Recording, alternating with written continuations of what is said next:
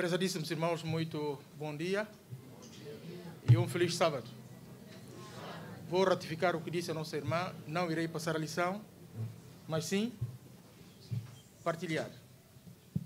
Porque eu sei que os irmãos já estudaram a lição em vossas casas e trouxeram uma série de bagagens e de conclusões que chegaram no estudo da lição que fizeram nas vossas casas.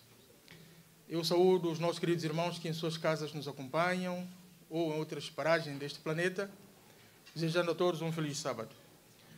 Nós terminamos um termissário que nos falava da morte e da vida futura. A última lição que nós estudamos tinha a ver com o plano de Deus para a nossa salvação e a sua preparação para irmos à Canaã Celestial. Era a última lição que nós estudamos do último trimestre. Depois dela, nós passamos para gerir em favor do Mestre. Portanto, até que o Senhor venha, e a própria lição diz, até que Ele venha, nós temos compromissos. E a lição que estudamos ao longo dessa semana, que nós trocaremos algumas ideias esta manhã, tinha a ver com aliança. Aliança, podemos entendê-la como compromisso, acordo. Portanto, o nosso relacionamento com Deus deve ser vista no ponto de vista recíproco. Tão simples quanto isso. Aquilo que nós chamamos deveres e obrigações. E antes de mais, quero vos dizer, apelar, aliás, acima de tudo, que deem as vossas colaborações. Eu sei que os irmãos em vossas casas receberam luzes, conseguiram escavar, porque nós aqui não vamos escavar, porque a lição é muito rica e nós, enfim, não podemos aprofundar muito, porque o tempo não nos permite. Portanto, as ideias que foram colhidas em vossas casas, aqui é o lugar para nós partilharmos ela. O acordo, o nosso relacionamento com Deus, ou ao aceitarmos Cristo como nosso Salvador, tem que ser visto no formato recíproco. O que Deus quer para mim e o que eu quero que Deus faça, o que Deus quer para Ele e o que eu quero que o Senhor faça para mim. Isso aqui é o compromisso recíproco. Eu não posso esperar de Deus, esquecendo que Deus também espera de mim.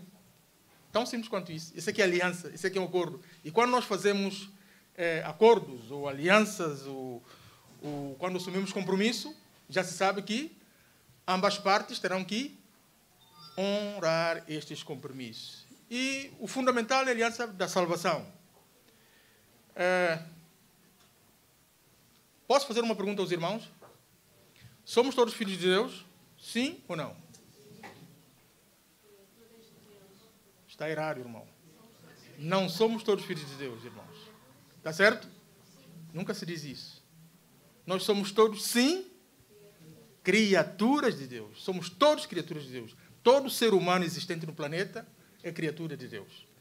Filhos são aqueles que aceitarem um plano da salvação. Se você não aceitar, você não poderá ser filho, passará a ser criatura de Deus.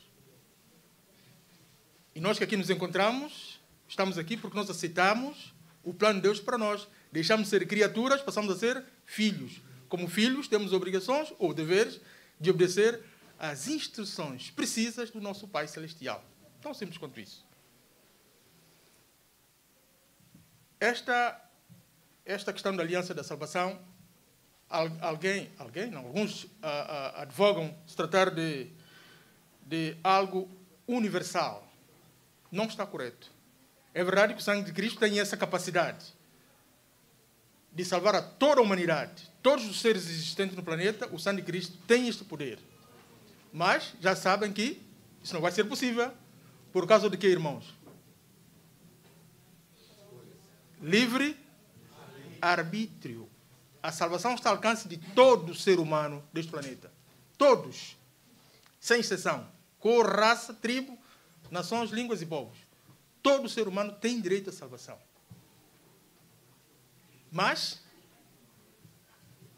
somente aquele que quiser aceitar, portanto, este plano da salvação. Nós lemos alguns versos para responder à pergunta, a primeira pergunta, que tem a ver o que tem a dizer os seguintes textos quanto ao modo como as pessoas recebem o dom da salvação em Jesus?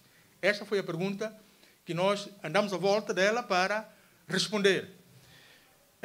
E nós fomos convidados a ler o 1 de João 5,13, onde podemos lá constatar que, após a morte de Cristo, a vida eterna passou a estar ao alcance de todos que aceitam a justiça de Cristo. Portanto, eu disse, repito, o sangue de Cristo tem o poder para nos salvar, tem o poder de salvar todo ser humano existente no planeta. Mas se você não aceitar essa justiça, não aceitar esse sacrifício, não banalizar o esforço que Cristo fez, claro que você terá direito à salvação. Esta é a razão pela qual o apóstolo Paulo disse que nós devemos operar a nossa salvação com temor e tremor. Não se esqueça, irmão. Essa é a nossa responsabilidade. A salvação não deve ser vista no ponto de vista coletivo. Deve ser vista no ponto de vista individual. Deus vai salvar cada um. Até a Bíblia diz, o apóstolo Paulo diz que o Senhor dará a cada um segundo as suas obras. O que você estiver a fazer, o que eu estiver a fazer. E o Senhor vê, sabe, o esforço que você está a fazer para um dia estar na cana celestial.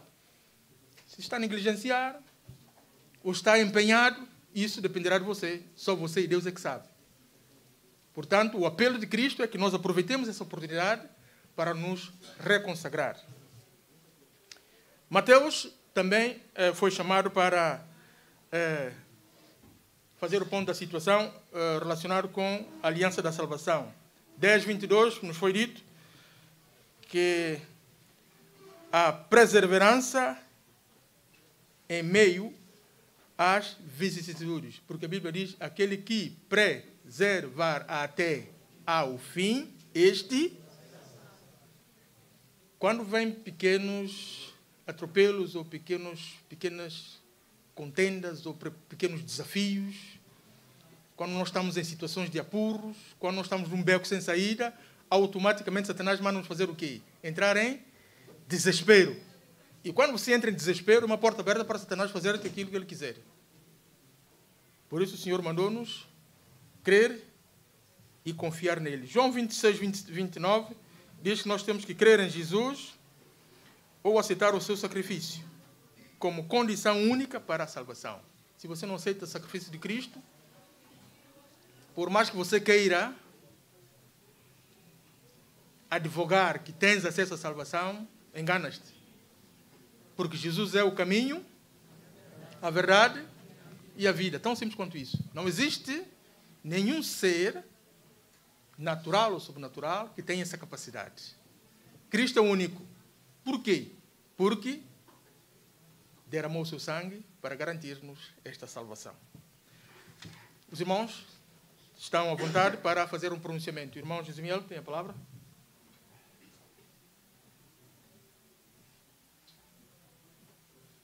Não sei se os irmãos do som conseguem facultar.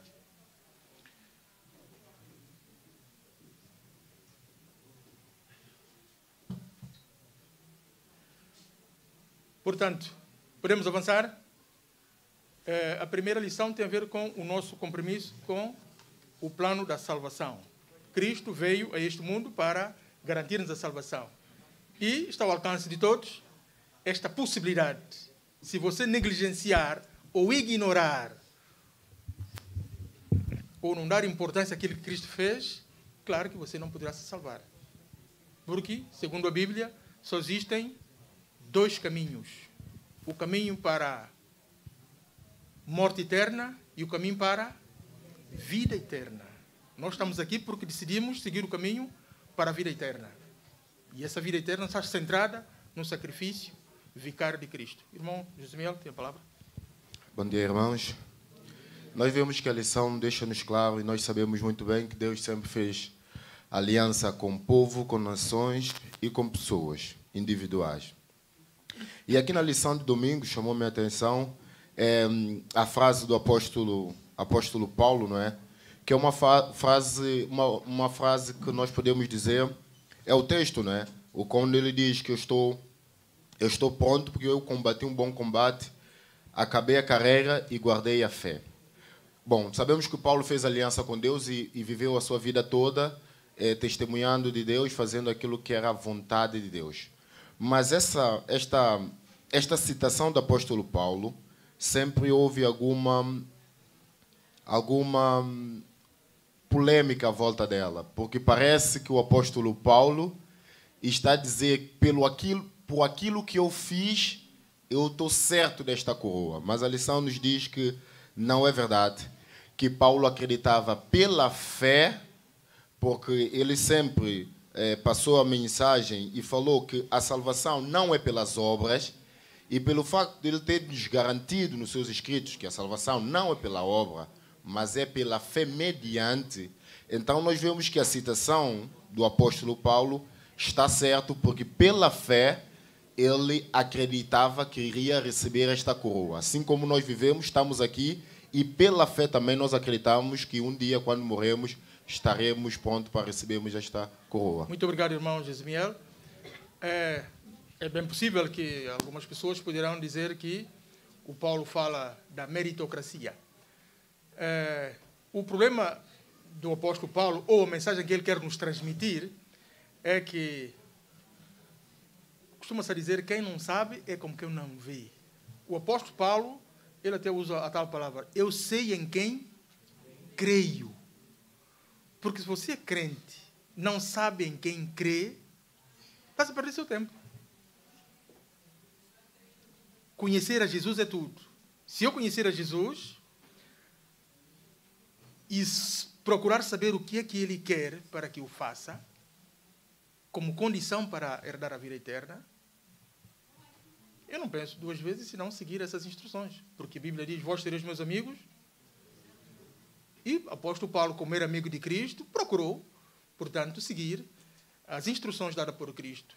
E ele seguiu pela fé e terminou sua carreira e disse que, a partir de agora, a minha coroa está guardada.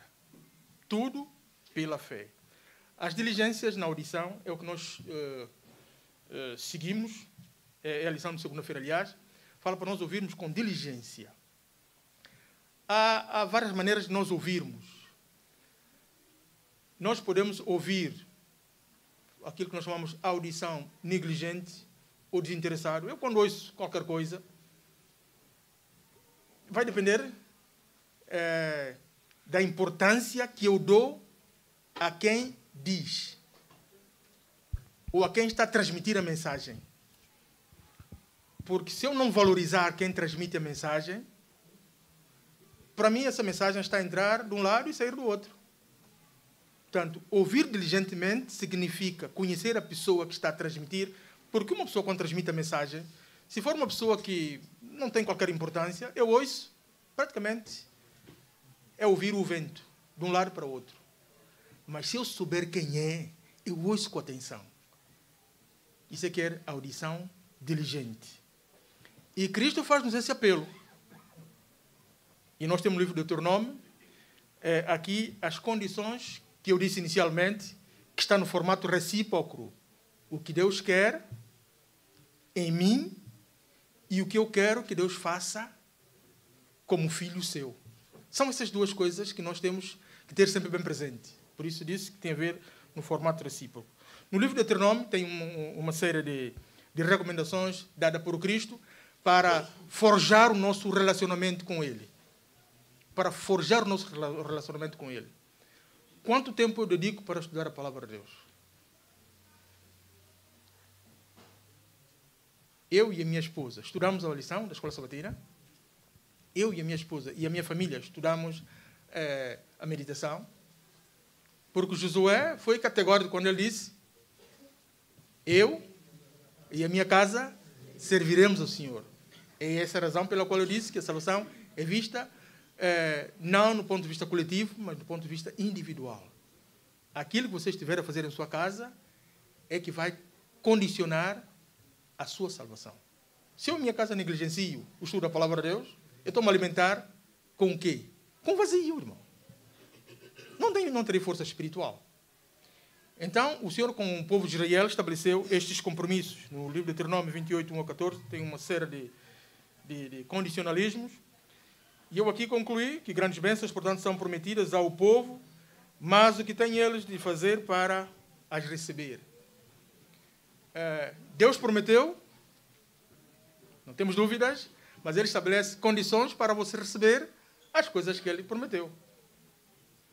Não é prometer e recebo como quiser, como entender. Não, Senhor. O Senhor tem as bênçãos, porque nós estamos a tratar com um ser omnipotente. Omnipotente. Ele é dono de todas as coisas existentes, inclusive você. Foi Ele que te criou e que te mantém. Portanto, nós dependemos exclusivamente de Deus. Então, a condição está ali explícita, não é? O relacionamento de Deus com o seu povo tem o formato recíproco, como eu disse inicialmente. Por isso, o Senhor estabelece condicionalismos. Se você diligentemente ouvir, se você fizer isso, aquilo, aquilo outro, então eu abrirei, portanto, as portas para você ser abençoado. Os condicionalismos são apelativos, porque desperta a noção de um Deus criador, soberano e mantenedor de todas as coisas. Disse, repito, se você não conhecer a Deus, você não pode servi-lo. Se você não conhecer a Deus, não pode servi-lo. Quem é Deus? Você só poderá saber quem é Deus se estudar a sua palavra. E lá vem todo... Aliás, houve alguém que dizia, e não temos dúvidas, que a Bíblia é considerada o maior livro do planeta porque ela é o livro que foi capaz de transformar vidas. É um livro capaz de transformar vidas. Tanto é que o apóstolo Paulo diz, eu não me envergonho do Evangelho porque é o poder de Deus para a salvação de homens. Todos nós que aqui nos encontramos fomos bafejados por esta graça. E Deus quer que nós nos salvemos. Mas a condição é se você diligentemente ouvir o seu apelo. Irmão Darlin, tem a palavra?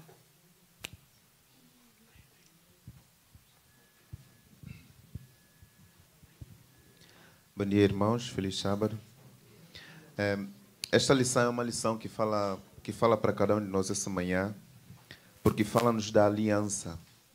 Porque a aliança é aquilo que Deus quer fazer conosco todos os dias. Nós vimos, como o irmão Cupertino estava a referir aqui muito bem, a forma como Deus fez aliança com o povo no passado, essa aliança bilateral. Se me amar e guardar os meus mandamentos, é a aliança dos dois lados. Como diz na língua de Santo Tomé, mon cabé, mon cabi, né? Quer dizer, em português diz mão vai e a mão vem, ou seja, as duas partes. E nós vemos que Jesus também vem fazer uma aliança conosco. Jesus morre na cruz para nos salvar. Ele já garantiu essa salvação. Como o irmão Cupertino sempre refere isso, aquilo que deve um cristão viver é a certeza do perdão, a garantia da salvação, deve viver essa esperança. E é a mesma coisa que o apóstolo Paulo vivia. Quando ele diz combati o bom combate, acabei a carreira, guardei a fé, ele estava a ter essa certeza da salvação em Jesus Cristo.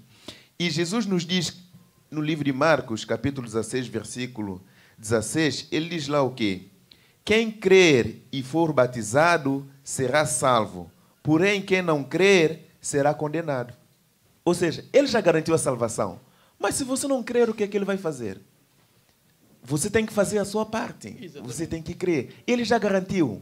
Essa manhã Jesus está a dizer para cada um de nós, olha, eu já te dei a salvação na cruz do Calvário, mas você precisa fazer a tua parte. Você precisa abrir a porta do teu coração para que eu possa entrar, para que nós possamos fazer uma aliança eterna. Exatamente. Portanto, a salvação está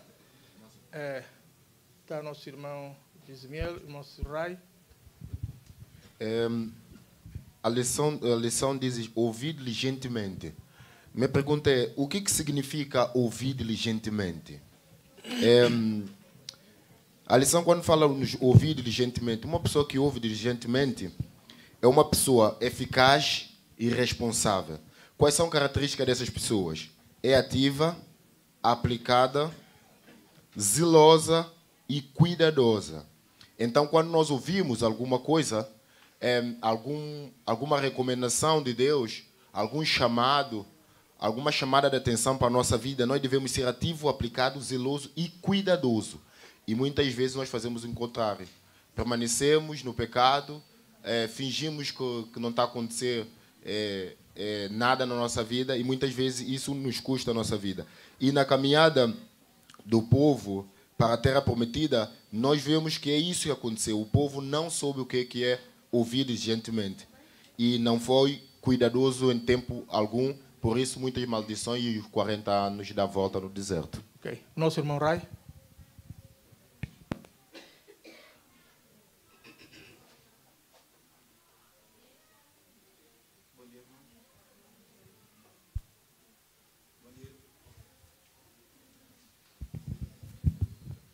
Bom dia, irmãos. Feliz sábado. Eu creio que nós já estudamos essa lição. Em algum momento da nossa vida, nós já estudamos essa lição e ainda mais quando fala sobre aliança. O que é que nós entendemos sobre aliança? Qual é o benefício que a aliança tem para a nossa vida? Nós sabemos muito bem, e a lição também fala sobre isso, que nós, como filhos de Deus, nós devemos cumprir com a nossa parte. Porque se nós queremos as bênçãos, nós temos que cumprir os preceitos, os mandamentos que Deus coloca, a fim de que nós obtenhamos a salvação e também a bênção. Porque se nós lemos no livro de Deuteronômio, não vamos ler, 28, 1 a 14, lá Deus coloca bastante de bênçãos, caso se nós obedecemos às suas leis. Mas lá está, é preciso nós obedecermos às leis para que as bênçãos possam vir.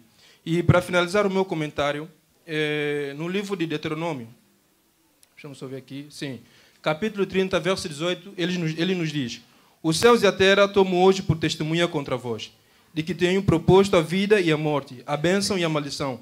Escolhe, pois, a vida, para que vivas tu e a tua descendência.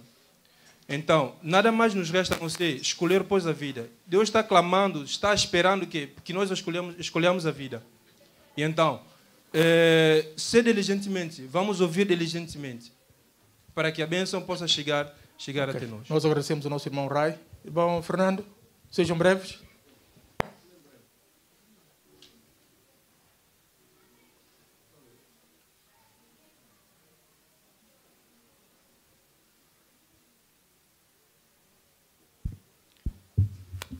Bem, irmão Fernando, tem a palavra? Sim. Na mesma linha do pensamento, do mesmo livro de Deuteronômio, aqui Deus nos dá uma dica muito forte para cada um de nós. Deuteronômio 30, o verso 11 a 14. O Senhor diz aqui que a palavra não está no céu. A palavra não está no mar. Está onde? Está no nosso coração e na nossa boca para nós fazermos. É isso que o Senhor pede de cada um de nós. Amém. Muito obrigado, irmão Fernando. Honrar ao Senhor. No quinto mandamento, nós temos esta recomendação da parte de Deus, em que nos ordena a honrarmos o papá e a mamã. Por quê?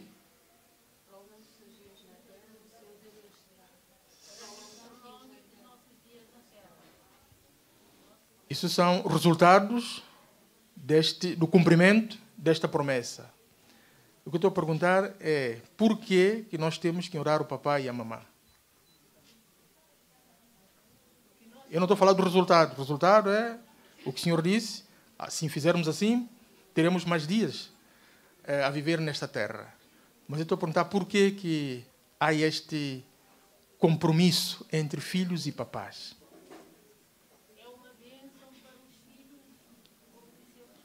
Portanto, nossa irmã diz que é uma bênção os filhos obedecerem os papais.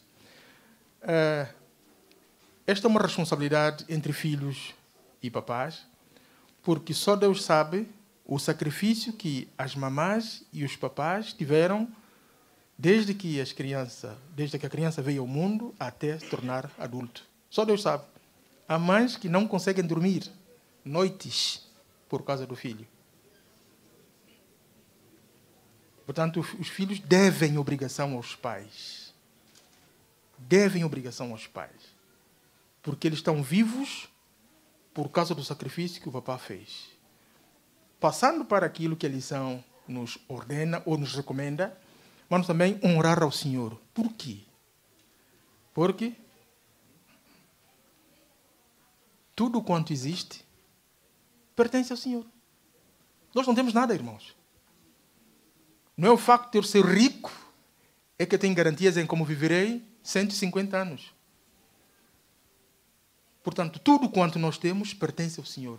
Quando eu me consciencializar, então assim honrarei ao Senhor com estas coisas que Deus me deu. Seja pobre ou seja rico. Honrar a Deus não requer nenhuma condição.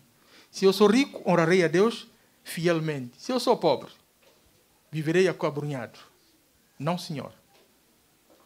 Porque isso é para as pessoas abastadas. No livro de Eclesiastes 5:19, há lá um tema muito importante. Já lhe dou a palavra, irmão. Um tema muito importante. Não sei se os irmãos quererão lá ver isso muito rapidamente. Livro 5:19. Este é fundamental. Porque sei que o mundo assim exige. E nós todos temos essa ambição de querer ter mais e mais.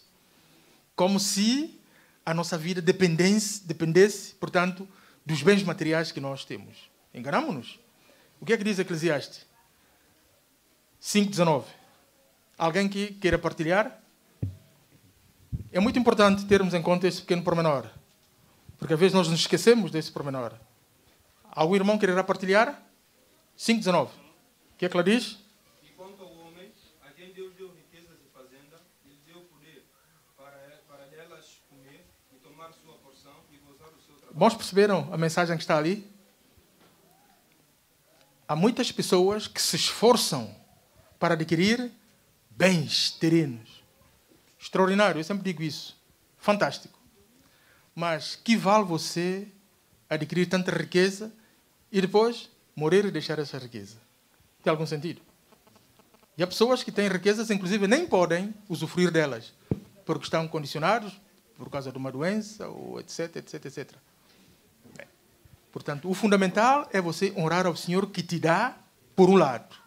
Por outro, que te dá força para dela usufruir. Não vale a pena me esforçar e depois não usufruir daquilo que esforcei. O nosso irmão ali. Ok. Feliz sábado, irmãos.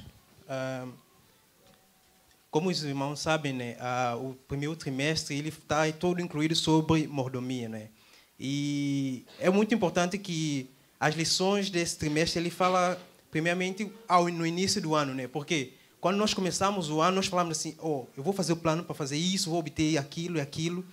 E muitas das vezes nós esquecemos que nós temos algo muito mais importante. Eu gostaria de saber aqui quantos aqui prometeram ao Senhor nesse ano ao iniciar eu tenho como compromisso, como aliança contigo, trazer tantas almas para a tua causa. Quantos decidiram, Senhor, eu tenho no início desse ano, eu quero fazer tanto pacto contigo, né? Os dízimos, talvez eu quero aumentar a percentagem do dízimo para entregar a ti, não é?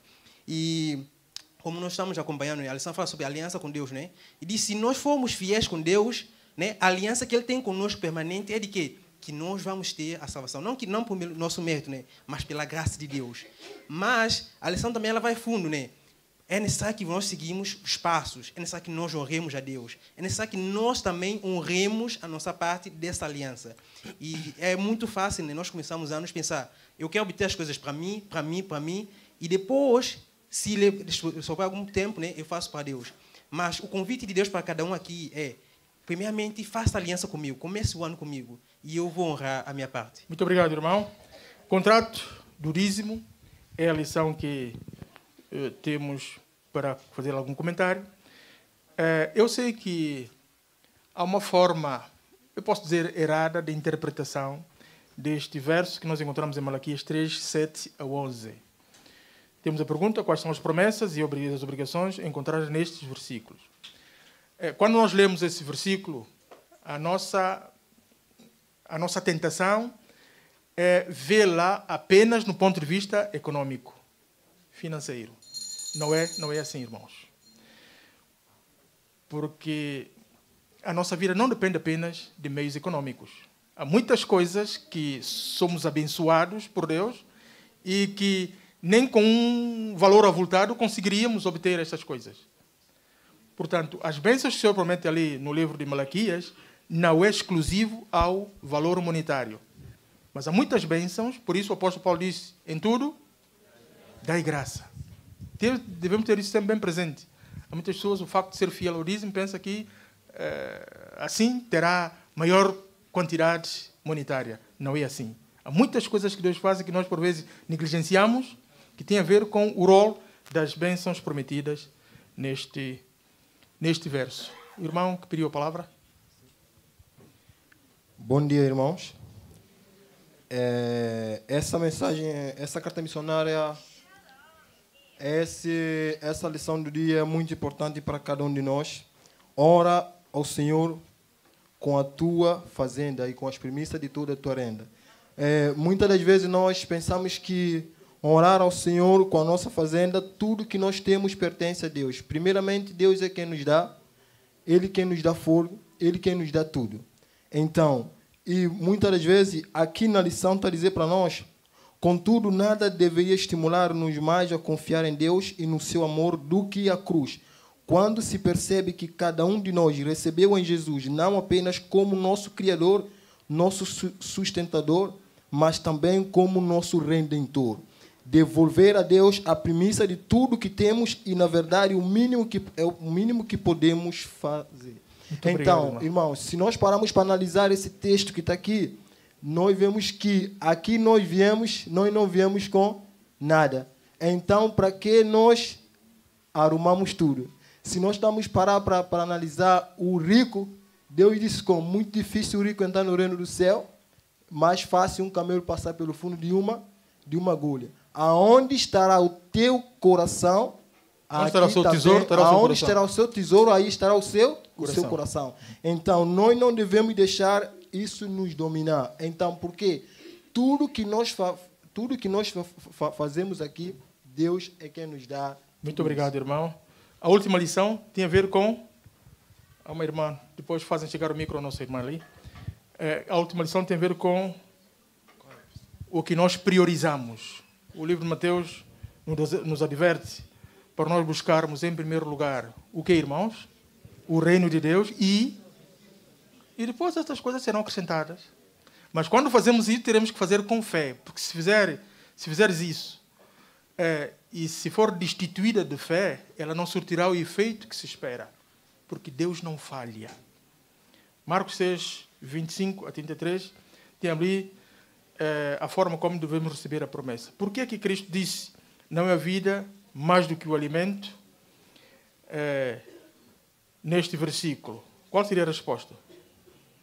Não é a vida mais do que o alimento, nem o corpo mais do que a roupa. Por que que o Senhor nos adverte neste capítulo?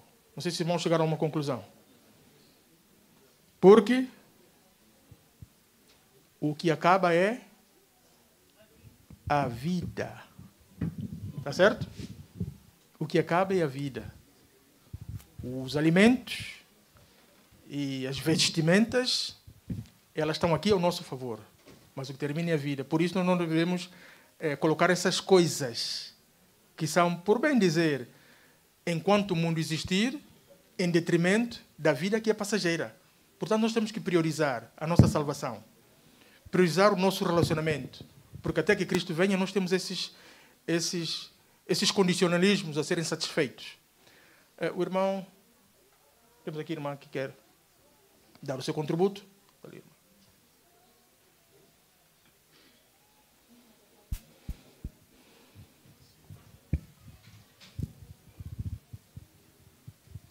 Só queria salientar a lição, já tinha passado, mas eu vou ajuntar tudo, tornando uma só coisa. Buscar ao Senhor em primeiro lugar.